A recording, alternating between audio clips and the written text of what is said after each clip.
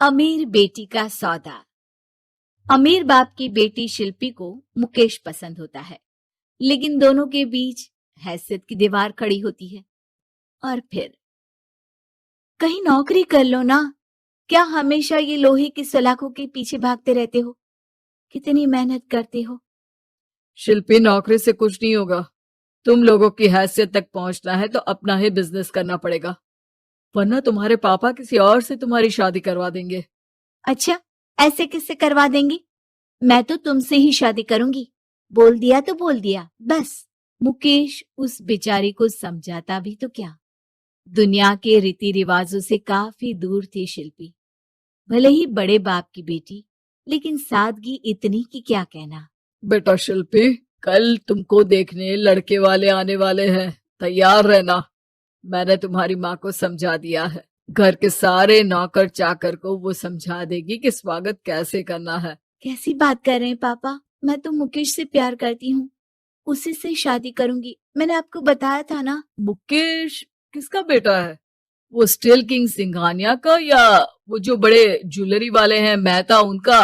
नहीं नहीं पापा, अ, वो अपना ही काम करता है, लेकिन एस्टेब्लिश नहीं है अभी।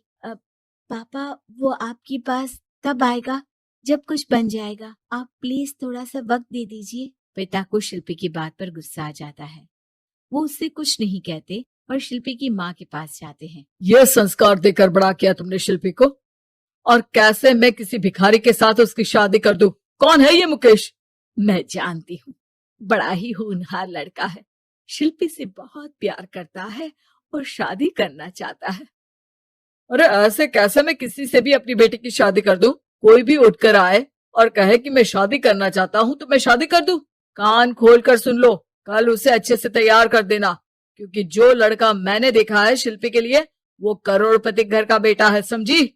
लाख मना करने पर भी शिल्पी को उस लड़के से मिलवाया जाता है जो उसके पिता ने उसके लिए देखा था। देखिए, मैं किसी और से प्यार करती हूँ और उसी से शादी करूंगी।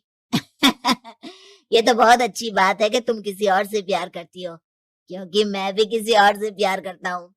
लेकिन शादी तो हम दोनों को ही करनी होगी, जानती हो ना, ये बिजनेस और ये सारा कुछ। शिल्पी को समझ में नहीं आता कि वो क्या कह रहा है, लेकिन वो समझ जाती है कि वो लड़का भी किसी और से प्यार करता है। पिताजी, वो भी कह रहा था कि वो किसी और से प्यार करता है। हाँ तो करने दो ना, हमने तो नहीं रोका। तुम अपना देखो, शादी के लिए हाँ कर गया है वो। लेकिन क्यों? अरे वो और मैं दोनों ही एक दूसरे से प्यार नहीं करते, फिर शादी क्यों कर ले? पापा, एक बार सिर्फ मेरे कहने पर आप मुकेश से मिल ले। पिता शिल्पी के कहने पर फॉर्मेलिटी के लिए ही सही, लेकिन मुकेश को घर बुला लेते हैं। देखो, ज्यादा वक्त नहीं दे पाऊंगा। ये बताओ कि शादी के बाद कहाँ रखोगे उसे? 2 कमरे के मकान में?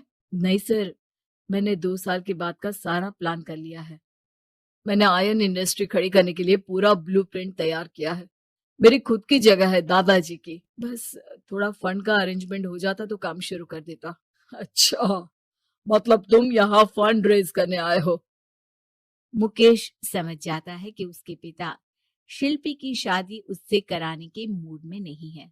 फंड आप कभी दे भी नहीं पाएंगे मुझे तो सिर्फ शिल्पी चाहिए। मैं उसके बिना नहीं रह सकता सर। मैं उसे बहुत खुश रखूंगा। वो तो हर पति का धर्म होता है। वो तो मैं किसी से भी उसकी शादी करा दूं, वो उसे खुशी रखेगा। लेकिन देखो, मैं ज्यादा बात को घुमाना नहीं चाहता। वो बड़े घर की लड़की है, उसे काम काज की आदत नहीं। अभी वो समझ नहीं रही, लेकिन तुम तो समझो। मैं किसी भी हालत में शिल्पी की शादी तुमसे नहीं करवा सकता। मुकेश पिता से लाख मन्नतें करता है, लेकिन वो नहीं मानते। शिल्पी की शादी उस अमीर लड़के से हो जाती है। शादी के बाद क्या हम लोग मेरी माँ के घर चले? मुझे उन लोगों की बहुत याद आ रही है। हाँ हाँ, जाओ जाओ। वैसे भी आज मैं अपनी गर्लफ्रेंड के साथ मसूरी जा रहा हूँ, तुम जा सकती हो। कैसी बात कर रहे हैं? अब हम लोगों की शादी हो गई है, आप कैसे किसी और लड़की के साथ जा सकते हैं? अरे मैंने तो तुम्हें शादी के पहले ही बता दिया था कि मेरी कुछ गर्लफ्रेंड्स है।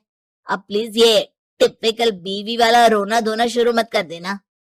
शिल्पी पिता के घर जाती है और माता पिता को सारी बात बता देती है। इतना गंदा इंसान निकलेगा, मैंने तो सोचा ही नहीं था।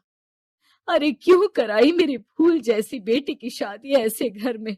और तो क्या हो गया, शुरू शुरू में हर घर में ऐसा होता है, धीरे धीरे ठीक हो जाएगा। और वैसे भी उन लोगों के साथ हम लोगों की एक बड़ी डील फाइनल हुई है, समझी। उन लोगों से रिश्ता बनाकर रखो, तभी पैसों की बारिश होगी। पापा, अब समझ में आया कि आपने मेरे साथ ऐसा क्यों किया। मुकेश आपके सामने गिड़गिड़ा कर गया कि वो मुझे बहुत खुश रखेगा, लेकिन आपने मेरी शादी एक ऐसे लड़के से करा दी जो किसी और लड़की से प्यार करता है और शादी सिर्फ समझौते के लिए कर रहा है। पापा, मैं जा रही हूँ, लेकिन इस घर में कभी पैर भी नहीं रखूंगी।